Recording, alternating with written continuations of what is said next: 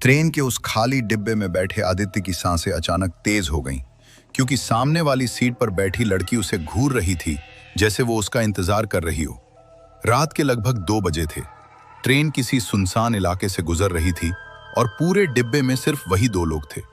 खिड़की के बाहर बस अंधेरा और तेज हवा की आवाज थी। लेकिन सबसे अजीब बात यह थी कि आदित्य को याद नहीं था कि वो लड़की कब आई। कुछ मिनट पहले तक डिब्बा बिल्कुल खाली था।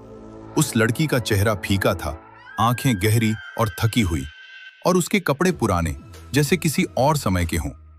आदित्य ने नजरें हटाने की कोशिश की, लेकिन हर बार उसे महसूस होता कि वो अब भी उसे ही देख रही है।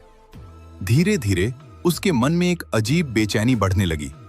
उसने खुद को शांत करने के लिए मोबाइल निकाला, लेकिन नेटवर्क पूरी तरह गायब था। तभी अचानक उसे याद आया, इस रूट की ट्रेन के बारे में उसने पहले भी कुछ अजीब कहानियां सुनी थीं।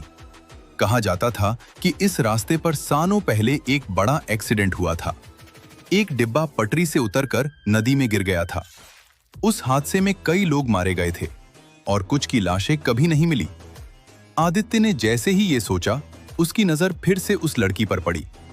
अब वो धीरे धीरे उसकी ओर झुक रही थी। उसकी आंखों में एक अजीब खालीपन था, जैसे वो किसी गहरे दर्द में फंसी हो। आदित्य के दिल की धड़कन तेज हो गई।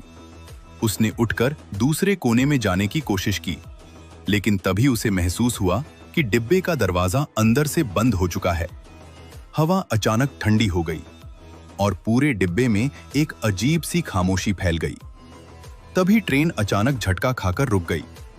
कुछ सेकंड के लिए सब कुछ शांत हो गया, इतना शांत कि आदित्य को अपनी ही सांसों की आवाज डराने लगी। जब उसने दोबारा सामने देखा, तो वो लड़की अब उसकी सीट के बिल्कुल सामने खड़ी थी। उसका चेहरा अब और भी करीब था और उसकी आंखें सीधी आदित्य के अंदर झांक रही थीं।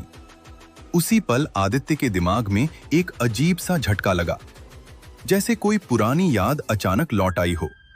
उसे याद आया, कुछ महीने पहले उसी रूट पर उसका भी एक्सीडेंट हुआ था। उसकी ट्रेन भी उसी जगह पटरी से उतरी थी और वो खुद भी उस हादसे में मारा गया था।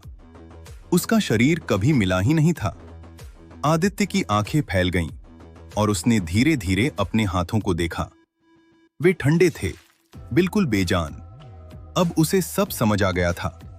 वो लड़की उसे इसलिए देख रही थी क्योंकि वो भी उसी हादसे का हिस्सा थी, और अब वो अकेली नहीं थी। ट्रेन फिर से धीरे धीरे चलने लगी, लेकिन इस बार उस खाली डिब्बे में 2 नहीं, बल्कि 2 खोई हुई आत्माएं बैठी थीं, जो शायद कभी अपने घर नहीं पहुंच पाएंगी।